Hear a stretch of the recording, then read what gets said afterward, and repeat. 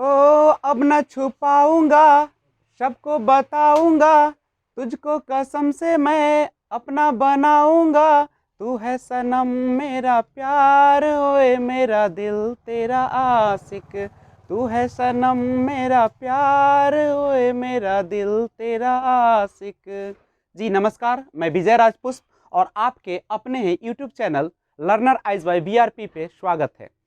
तो देखते हैं मैथमेटिक्स पेडागोगी के तहत अगला सीरीज में लेकर आया हूं आपके लिए, और वो है काफी इंपॉर्टेंट चैप्टर मूल्यांकन, निदानात्मक परीक्षण, उपचारात्मक परीक्षण। तो आइए देखते हैं सबसे पहले मूल्यांकन आखिर होता क्या। ध्यान दीजिए, जनरली हम लोग जब सीडीपी कर रहे थे बाल विकास, तो उसमें देखे होंगे आकलन और मूल्यांकन, और यह जो चैप्टर है आपका वो सारे आपके पेडागोगी में काम करेंगे सभी विषय के।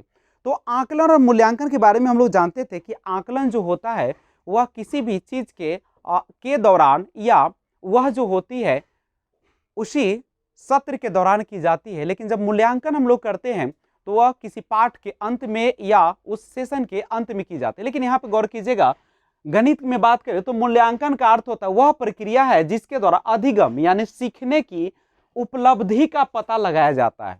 यानी मूल्यांकन के माध्यम से हम पता कर लेते हैं कि बच्चे की रुचि क्या है और उसका जो है किस क्षेत्र में जाना चाहता है, और उसी के तरीके के अनुसार, उसकी अवस्था के अनुसार हम उसका शिक्षण देने का प्रयास करते हैं। और मूल्यांकन वही चीजें है जो अधिगम की उपलब्धि का पता करके बताता है।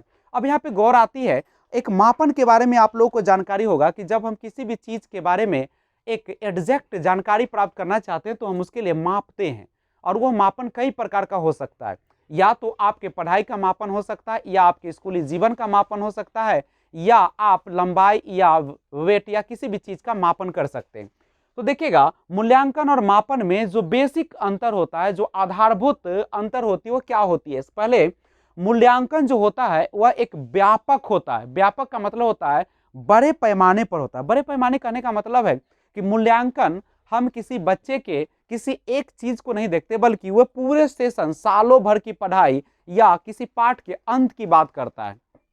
लेकिन मापन किसी एक चर का होता है। जैसे लंबाई मापना है तो आपने लंबाई को माप लिया, वेट मापना है तो वेट को माप लिया। और मूल्यांकन जो होता है हमेशा काफी इंपॉर्टेंट है, कई बार सीटेट में डाला गया ऑप्शन में कि जो मूल्यांकन होता है यह मापन के बाद होता है। जब तक हम मापन नहीं करते हैं तब तक हम बच्चे का मूल्यांकन नहीं कर सकते हैं। लेकिन मापन जो होता है यह मूल्यांकन से पहले होता है। पहले मूल्यांकन, यह मूल्यांकन से पहले होता है, मतलब सबसे पहले हम मापन करेंगे उसके बाद मूल्यांकन करेंगे। तीसरा है कि मूल्यांकन के बाद भविष्यवाणी भी संभव है। हम मूल्यांकन करके बच्चे का भविष्यवाणी कर सकते हैं कि वो किस क्षेत्र में जाएगा और कैसा बनेगा, लेकिन मापन करने के बाद भविष्यवाणी करना संभव नहीं, क्योंकि वह एक लगभग या बिल्कुल सही करेक्ट मान दे देता है। मूल्यांकन जो होता है यह स्थिति आधारित होता है, क्योंकि आप जिस प्रकार का स्थिति होगा उसी अनुसार से मूल्यांकन करते हैं।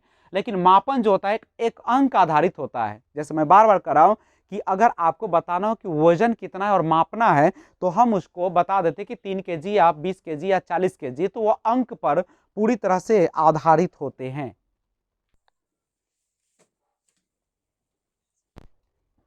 हमें तुमसे हुआ है प्यार, हम क्या करें। हमें तुमसे हुआ है प्यार, हम क्या करें। आप ही बताए हम क्या करें।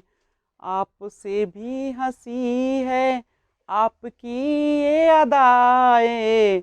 आपसे भी हंसी है आपकी ये अदाएं। हम इस अदा पे क्यों ना मरे। हमें तुमसे हुआ है प्यार, हम क्या करें। तो आइए देखते हैं मूल्यांकन का उद्देश्य। हम देखते हैं कि मूल्यांकन का उद्देश्य क्या, हम लोग आखिर बच्चे का मूल्यांकन करते से क्यों है। तो देखिएगा, छात्रों की उपलब्धि का पता लगाने के लिए, विकास को निरंतर गति देने के लिए, योग्यताओं, कुशलताओं, रुचियों आदि का पता लगाने के लिए, और सीखने हेतु उपचारात्मक के लिए भी हम ये करते हैं मूल्यांकन। गौर कीजिएगा, सतत एवं व्यापक मूल्यांकन। सतत एवं व्यापक मूल्यांकन होता क्या है आखिर। तो सतत एवं व्यापक मूल्यांकन एक ऐसी प्रक्रिया है जो लगातार और बड़े पैमाने पर चलती है। यह किसी एक क्षेत्र की बात नहीं करता है। और सतत व्यापक मूल्यांकन जो होते हैं वह 2 प्रकार का होता है। सतत मूल्यांकन कंटिन्यूअस, जिसको हम इवोल्यूशन कहते हैं, लगातार चलने वाली प्रक्रिया, और व्यापक मूल्यांकन माने बड़े पैमाने पर जिसमें हर चीज को शामिल कर लिया जाता है। और सतत मूल्यांकन को फिर हम 3 भागों में पढ़ेंगे, निदानात्मक मूल्यांकन, रचनात्मक मूल्यांकन और संकल्पनात्मक मूल्यांकन। और दूसरा है पहला सतत मूल्यांकन, दूसरा व्यापक मूल्यांकन, जो कि सतत व्यापक मूल्यांकन के 2 तरीके होते हैं। तो आइए उसको थोड़ा सा गौर से सुनिएगा।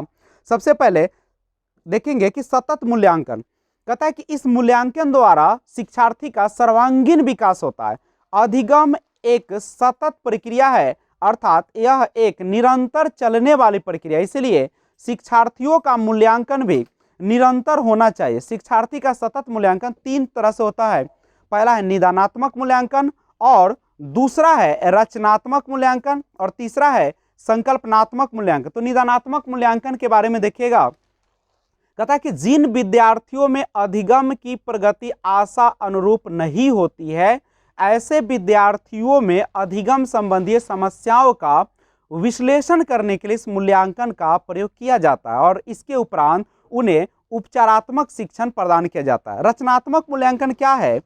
तो इस मूल्यांकन के द्वारा अधिगम का प्रगति का आकलन एवं निर्धारण किया जाता है। इस मूल्यांकन से प्राप्त परिणामों के आधार पर शिक्षार्थियों को फीडबैक दिया जाता है। इस मूल्यांकन हेतु गृह कार्य, क्लास टेस्ट, दत्त कार्य और क्विज टेस्ट आदि का प्रयोग किया जाता है। इस मूल्यांकन से शिक्षक अपने शिक्षण विधि एवं शिक्षार्थी अपने संज्ञानात्मक व्यवहार में सुधार करते हैं। संकल्पनात्मक जो मूल्यांकन है, यह मूल्यांकन संपूर्ण सत्र की समाप्ति के बाद किया जाता है। इस मूल्यांकन का उद्देश्य अधिगम प्रगति और शैक्षिक उपलब्धि का आकलन करना होता है। व्यापक मूल्यांकन के बारे में जानिएगा। तो व्यापक जो मूल्यांकन होता है वह आपका सतत मूल्यांकन विद्यार्थी के व्यवहार में सिर्फ एक पक्ष, संज्ञानात्मक पक्ष का मूल्यांकन करता है, परंतु व्यापक मूल्यांकन के द्वारा विद्यार्थियों के व्यवहार के तीनों पक्ष, कौन कौन से पक्ष? संज्ञानात्मक, भावात्मक एवं क्रियात्मक का मूल्यांकन होता है। इस मूल्यांकन के द्वारा शैक्षिक एवं गैर शैक्षिक पक्षों का मूल्यांकन होता है। शैक्षिक जानते हैं आप लोग, शैक्षिक होता है जो केवल आपके वर्ग कक्षा में पढ़ाई के द्वारा दी जाती है, और गैर शैक्षिक होता है जो खेल के मैदान में या किसी अन्य विधियों के द्वारा दी जाती है। अब एक बात समझिएगा, जो हमारा सतत एवं व्यापक मूल्यांकन है उसका महत्व क्या है, आखिर हम क्यों बच्चों का सतत एवं व्यापक मूल्यांकन करते हैं? तो सबसे पहला ये जो होती है वह शैक्षिक एवं गैर शैक्षिक दोनों का मूल्यांकन करने के लिए इसका उपयोग किया जाता है। विद्यार्थियों की कमजोरी को पहचान कर उसका निदान बताया जाता है, और उपलब्धि स्तर को निरंतर बनाए रखने एवं ऊंचा उठाने के लिए प्रेरित किया जाता है, और शिक्षक को सही कार्यनीति बनाने में भी यह मदद करता है। और एक अच्छी बात है कि शिक्षार्थियों के सर्वांगीण विकास पर यह बल देता है। दूसरी बात समझिएगा कि जो हमारा सतत और व्यापक मूल्यांकन है उसकी विधियां कौन कौन सी, उसकी तकनीक कौन कौन सी है। तो सबसे पहले अगर आप चाहते हैं कि बच्चे का सतत व्यापक मूल्यांकन करें तो उसके लिए हम तकनीक अपना सकते हैं। पहला, साक्षात्कार विधि से। इस विधि के द्वारा विद्यार्थियों के आंतरिक विचारों को जाना जाता है, और इस विधि के द्वारा विद्यार्थियों के विचार एवं दैनिक जीवन के प्रयोग एवं अधिगम किए गए ज्ञान को भी जाना। यानी साक्षात्कार में क्या होता है कि बच्चे के सामने शिक्षक या अन्य व्यक्ति बैठे होते हैं, और वह जो होते हैं उनसे कुछ जानकारियां हासिल करते हैं दैनिक जीवन के बारे में, या उनके जो पर्सनल जीवन होते हैं उनके बारे में। प्रश्नोत्तरी या प्रश्नोत्तर विधि क्या होता है? तो इस विधि में हम क्या करते हैं, एक सुनियोजित सूची दी जाती है प्रश्नों का, और जिन्हें छात्रों को उत्तर देना होता है। तत्पश्चात हम लोग मूल्यांकन करते हैं। यह जो होता है प्रश्नोत्तरी विधि, इसमें शाब्दिक और चित्रात्मक दोनों प्रकार से हम लोग कर सकते हैं। अब प्रश्न के जो प्रकार होते हैं वह भी कई प्रकार के हो सकते हैं। पहला, निबंधात्मक हो सकते हैं, जैसे त्रिभुज के तीनों कोणों का एक 2 समकोण के बराबर है तो सिद्ध करना है। तो इस तरीके के प्रश्न जो होंगे वह आपका निबंधात्मक होगा। लघु उत्तरीय में क्या होगा, भुजाओं के आधार पर त्रिभुजों के प्रकार बताइए। और अति लघु उत्तरीय में क्या होगा, त्रिभुज के कितने कोण होते हैं। और वस्तुनिष्ठ में होगा जैसे √25 का आप वैल्यू बताइए। तो ये सारा जो होंगे वस्तुनिष्ठ होंगे। तो आपने देखा प्रश्नों के प्रकार। अब कहता है कि प्रश्न जो होते हैं निम्न प्रकार के भी हो सकते हैं। आप सभी को पहले से ही पता है कि कुछ जो होते हैं मुक्त अंत वाले प्रश्न होते हैं और कुछ जो होते हैं बंद अंत वाले प्रश्न होते हैं। तो मुक्त अंत वाले प्रश्न वैसे प्रश्न होते हैं जिसके उत्तर मुक्त होते हैं, अर्थात विद्यार्थियों को बहुत सारे उत्तरों में से एक ही आपका जो समस्या होती है उसके लिए कई आपके पास जो फैक्ट मौजूद होते हैं। लेकिन बंद अंत वाले में जो होते हैं केवल एक ही उत्तर संभव होता है। जैसे अगर हम मुक्त अंत वाले प्रश्न की बात करें, हम आपको कहे कि आप YouTube पर इस विजय राज पुष्प यानी हम कहे तो learner eyes by VRP channel को क्यों देखते हैं, तो इसके बहुत सारे रीजन हो सकते हैं। लेकिन अगर मैं आपसे पूछूं कि आप जो है जब भी YouTube पे आते हैं तो आप वहां पे क्या करते हैं, तो ये भी आपका मुक्त अंत हो जाएगा। लेकिन जब मैं पूछूं कि आपके पास जो भी मोबाइल है वो किस कंपनी का है, तो आपके पास एक ही आंसर होगा, या तो आप कहेंगे किसी कंपनी का नाम बता देंगे, तो वह आपका सीमित आंसर होगा जो कि बंद अंत वाले प्रश्न होगा। गणित की दुनिया में अगर आपसे पूछा जाए मुक्त अंत वाला, अगर आपसे पूछता है कि किन दो संख्याओं को गुना करने पर 20 आता है, तो आप बहुत सारे उसका आंसर बता सकते हैं। नहीं, 4 गुने 5 भी बोल सकते हैं, 2 गुने 10 भी बोल सकते हैं। लेकिन अगर हम कहें कि 4 गुने 5 कितना होगा, तो आप 20 बोलेंगे, जो कि बंद अंत वाले प्रश्न होंगे। और अगर आप चाहते हैं कि डिटेल में हम इसका जानकारी ले बंद अंत वाले और मुक्त अंत वाले प्रश्न का, तो पहले ही वीडियो मैंने अपलोड कर दिया है। आप वहां पर चैनल पे जाकर मेरे आइकन पर क्लिक करेंगे और वहां से वीडियो वाले ऑप्शन में क्लिक करके सारे वीडियो देख सकते हैं। उसके बाद समझिएगा कुछ जो होते हैं प्रश्न बनाने का चरण भी होता है। कौन कौन से चरण होते हैं, तो सबसे पहले डिजाइन तैयार करते हैं, उसके बाद ब्लूप्रिंट तैयार करते हैं, उसके बाद प्रश्न लिखते हैं, प्रश्नों का संपादन करते हैं, अंक योजना लिखते हैं, और यह विधि जो होता है विद्यार्थियों में जिज्ञासा उत्पन्न करता है। तो आइए हम इसे एक अपने स्क्रीन पर देखते हैं कि कैसे कैसे प्रश्न होते हैं, क्योंकि कई बार सीटेट में पूछा गया है। जिंदगी से जंग जीत लेंगे हम, साथी अगर तेरा साथ हो। जिंदगी से जंग जीत लेंगे हम, साथी अगर तेरा साथ हो। फूल खिले और मुरझाए, सूरज निकले ढल जाए, सुख दुख जीवन के 2 पल है, जो पल में आए पल में जाए। जिंदगी से जंग जीत लेंगे हम, साथी अगर तेरा साथ हो। देखिएगा प्रश्न बनाने का चरण की हम बात कर रहे थे, तो प्रश्न बनाने के चरण में कई बार सीटेट में पूछा, इसको ध्यान से देखिएगा।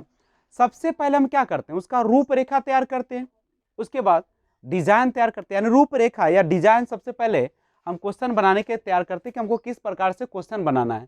उसका बाद उस रूपरेखा का ब्लूप्रिंट तैयार करवाते हैं। उसके बाद हम प्रश्न लिखना प्रारंभ करते हैं। उसके बाद प्रश्नों का संपादन करते हैं और लास्ट में अंक योजना लिखते हैं कि वह कितने नंबर का कौन सा प्रश्न है। तो निरीक्षण या परीक्षण व्यक्तिगत या सामूहिक दोनों का अध्ययन किया जाता है। देखिए निरीक्षण या परीक्षण में क्या होता है कि व्यक्तिगत या सामूहिक दोनों का इसमें अध्ययन किया जाता है। यानी यह न केवल व्यक्तिगत तौर पर बल्कि यह सामूहिक तौर पर भी किया जाता है। देखिए निरीक्षण जब ऑब्जर्वेशन की बात आती है तो व्यक्तित्व के विभिन्न पक्षों का मूल्यांकन किया जाता है। किसी एक पक्षों का ये नहीं करता है, बल्कि भिन्न भिन्न पक्षों का ये मूल्यांकन करता है। दूसरी बात, यह विधि जो होती है निरीक्षण विधि, जिसमें हम ऑब्जर्व करते हैं बच्चों को, तो इसमें वस्तुनिष्ठ, निश्चित, क्रमबद्ध या प्रामाणिक और विश्वसनीय है यह विधि। दत्त कार्य की बात करें हम लोग, देखिए दत्त कार्य जो होता है बहुत ही इंपॉर्टेंट होता है बच्चे के लिए, क्योंकि दत्त कार्य के द्वारा हम बालकों में सृजनात्मकता, मौलिकता, संज्ञानात्मक आदि के गुणों का पता लगा लेते हैं। हम दत्त कार्य को इस प्रकार से बच्चों को देते हैं कि बच्चे में इन सारे गुणों का पता चल सके। विद्यार्थियों को सूचना खोजने और अपने विचारों का निर्माण करने में भी दत्त कार्य काफी मदद करती है। तो इन सब बातों का आप ध्यान रखेंगे। क्या तुम्हें पता है ऐ गुलशन, मेरे दिल बर आने वाले हैं, कलियां न बिछाना राहों में, हम दिल को बिछाने वाले हैं। क्या तुम्हें पता है ऐ गुलशन, मेरे दिल बराने वाले हैं। कलियां न बिछाना राहों में, हम दिल को बिछाने वाले हैं। आइए पोर्टफोलियो के बारे में जानकारी ले। देखिएगा, पोर्टफोलियो काफ़ी क्वेश्चन जितने भी आज के वीडियो में मैं आपके सामने प्रस्तुत कर रहा हूं, वो सारा का सारा आपके सीटेट में बहुत ही महत्वपूर्ण है।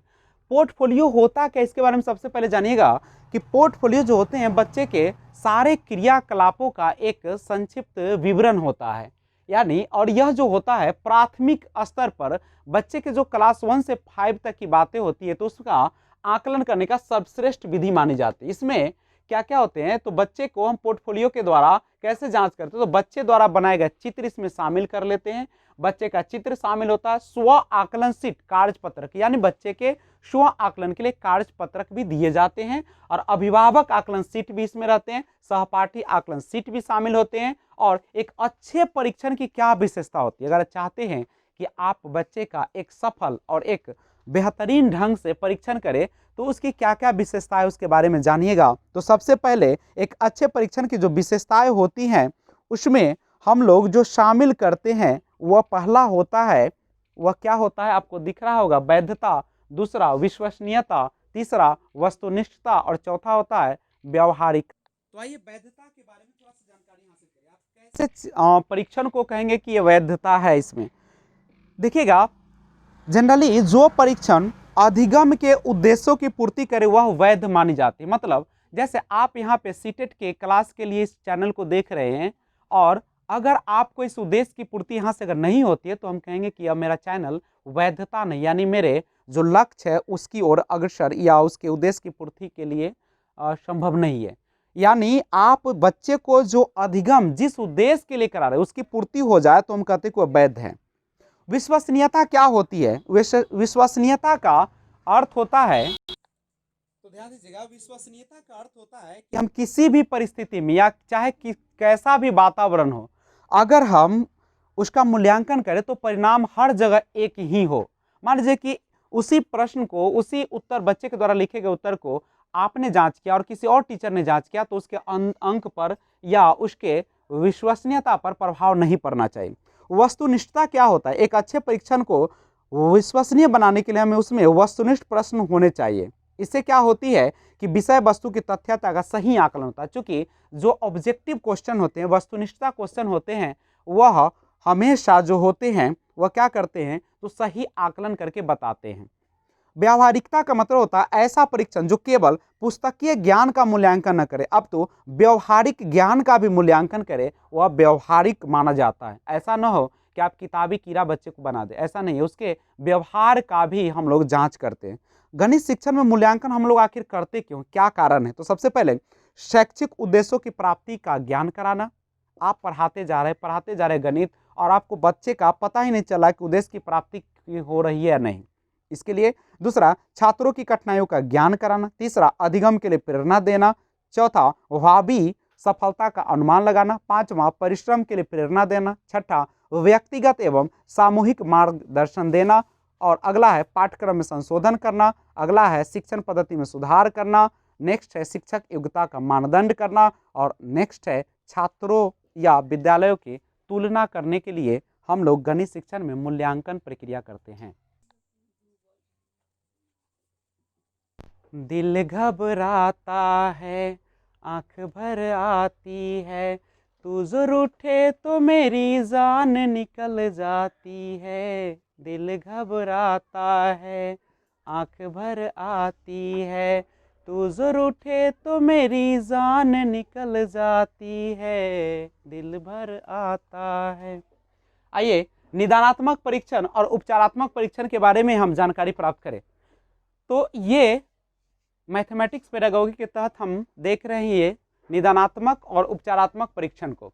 देखिएगा, निदानात्मक परीक्षण, निदानात्मक का मतलब होता है कि अगर आपके कक्षा में बहुत सारे विद्यार्थी हैं और उनका अगर विकास नहीं हो रहा है, वो कक्षा में कुछ भी सीखने के लायक तो है, लेकिन उनको सही तरीके से उनका सीखने का क्रम पता नहीं चल रहा, वो सीख नहीं पा रहे, उनको दिक्कतें महसूस हो रही है, वो बहुत सारे कठिनाइयों का सामना कर रहे हैं। तो उन समस्याओं या कठिनाइयों का जो पता लगाते हैं, वही पता लगाना ही कहलाता है निदानात्मक परीक्षण। अच्छा, आपके मन में एक सवाल आता होगा कि जब हम निदानात्मक परीक्षण करें, निदान की बात करें, तो हम कमी का पता क्यों लगाएं?